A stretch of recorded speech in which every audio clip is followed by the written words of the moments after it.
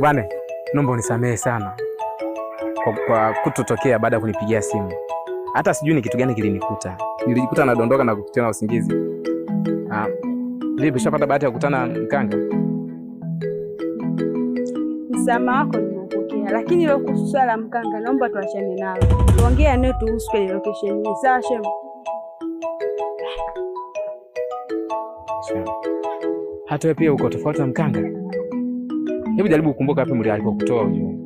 Leo anapata matatizo na mkataa. Shifaona. Hebu jaribu kuongea na dada yako. Lameki, niongee naye kuhusu nini? Mbona unanika njia panda? Muulize mwenyewe kwa nini anaongea hivyo. Halafu kama hakuna swala lolote la kuongelea, naomba mniruhusu niondoke zangu.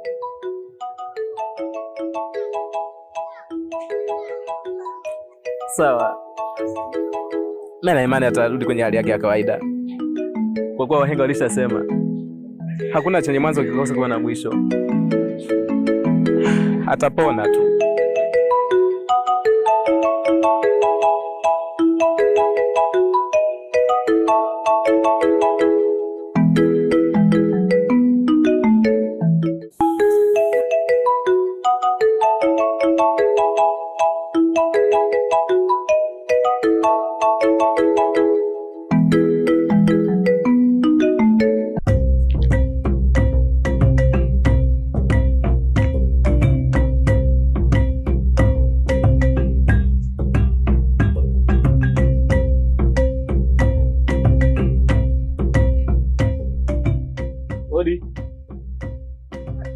Hodi. Karibu. Karibu. Asante.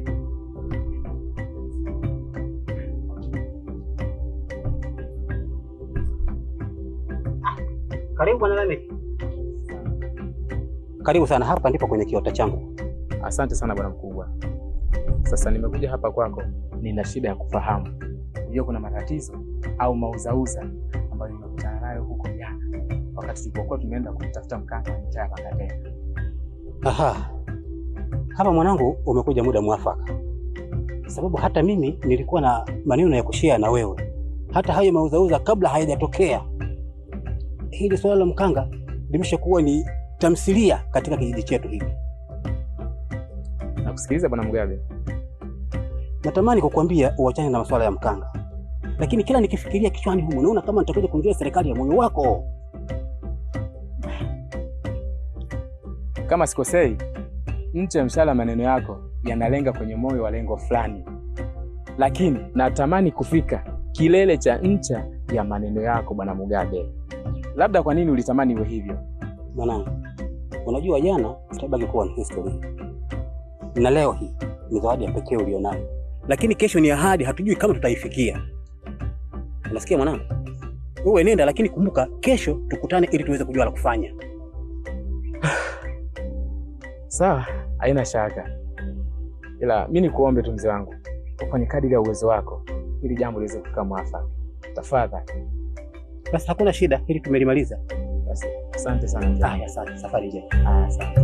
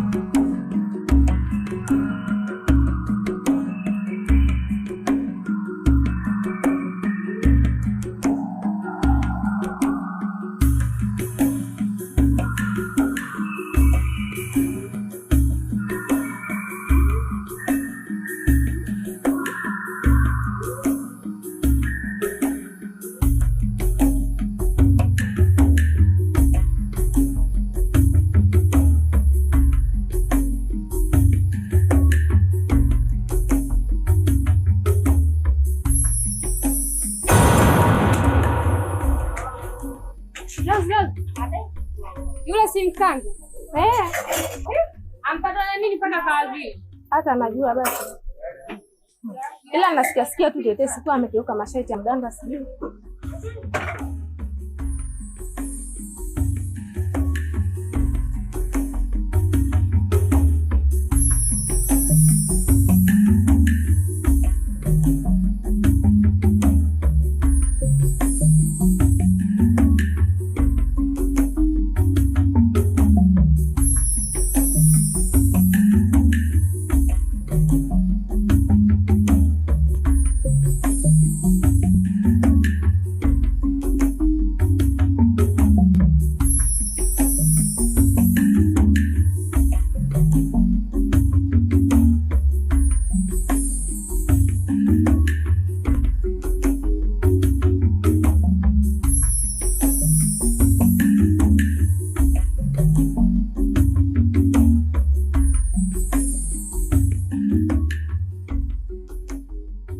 Maskini mkanga wa watu.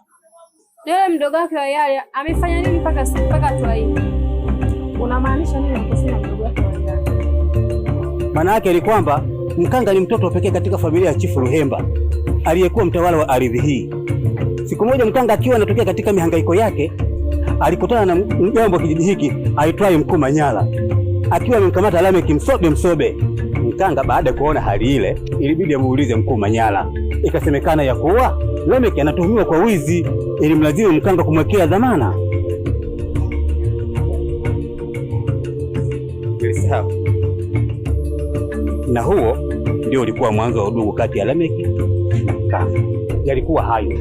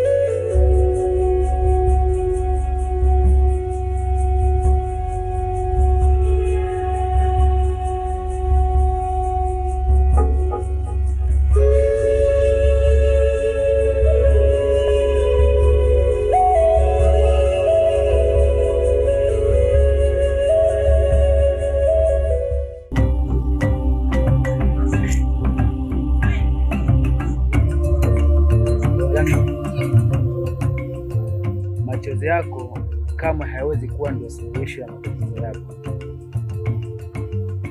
Unachotakiwa kukifanya ni kutafuta njia na suluhu ya kunusuru maisha ya rafiki yako Mkanga.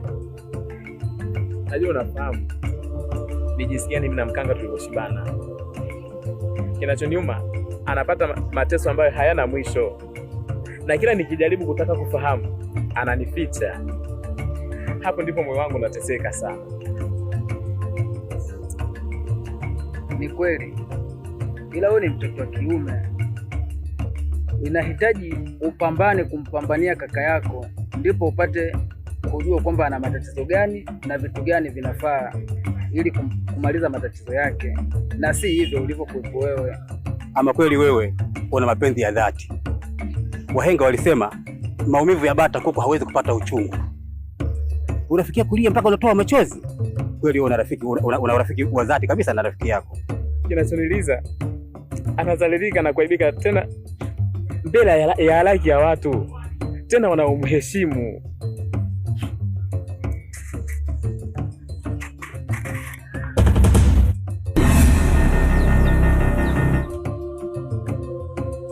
Na salami, Mkanga kule anazogoa, tena anazogoa kinyamani. Anazogoa kafanya nini tena? Ashaanza ile tabia yake kupanga vitu jalalani. Okay, naomba nipeleke hali.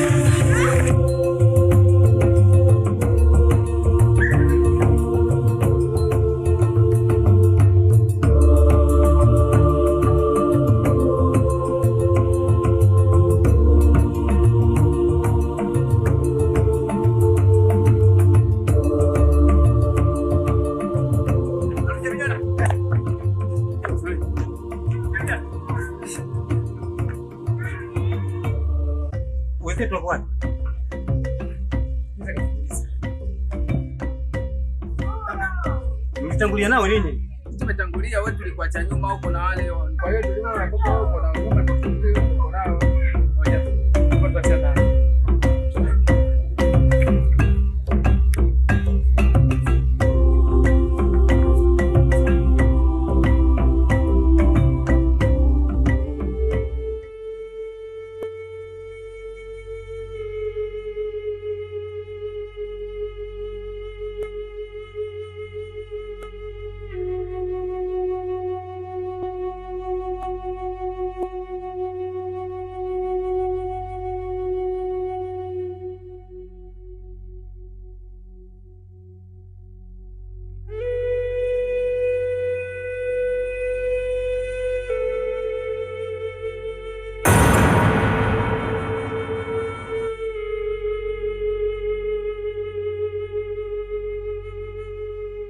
Hebu angalia rafiki yangu anavyoteseka.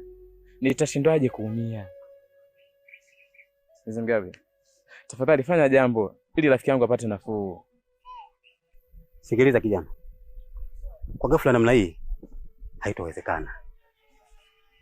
Hakuna dawa itakayomsaidia rafiki yako Mkanga zaidi ya kumpeleka kwenye mapango ya mizimu ya kwao.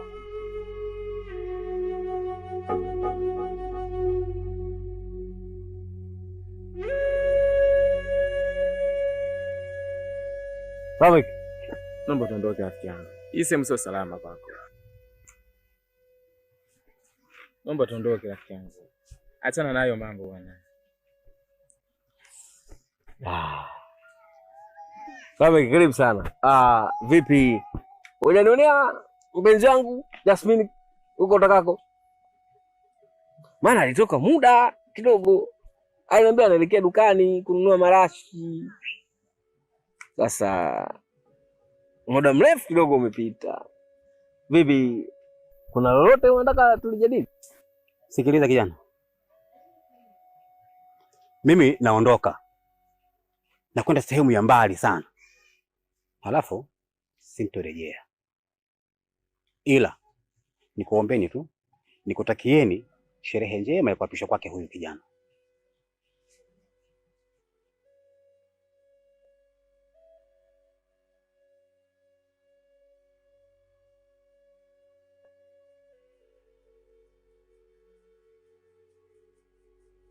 Nilisahau.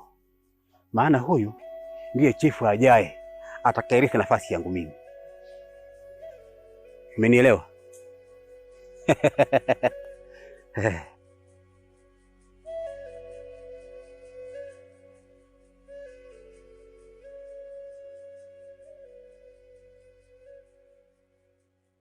Mganga, naomba tuondoke.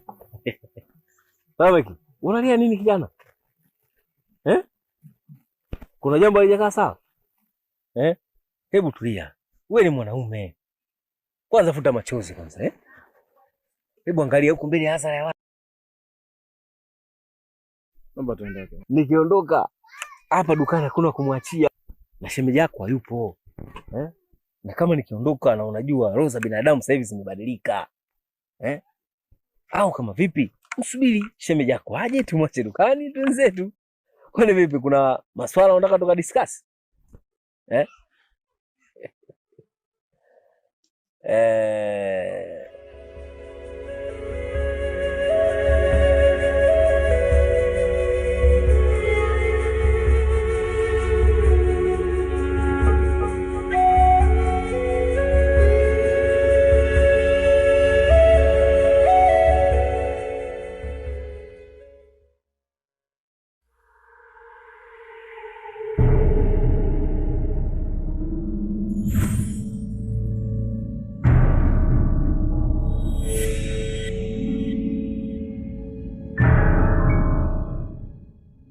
Sawa, nimewaelewa, ila natakiwa tuangalie ni kitu gani kitatokea baada ya kumaliza kukabidhiana.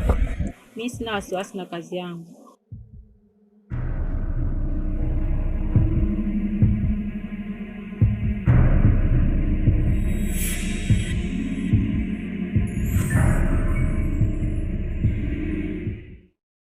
Na mzee baba. Fresh, umekaa? Kama karakati. Good. Vipi business? Business mwanangu ndio inasonga mdogo mdogo hivyo tunajikongoja. Kuna mambo yanazidi kupendeza. Mali hapa baba ndio hivyo. Tena zingine nimeagiza. Na ukubali mzee baba.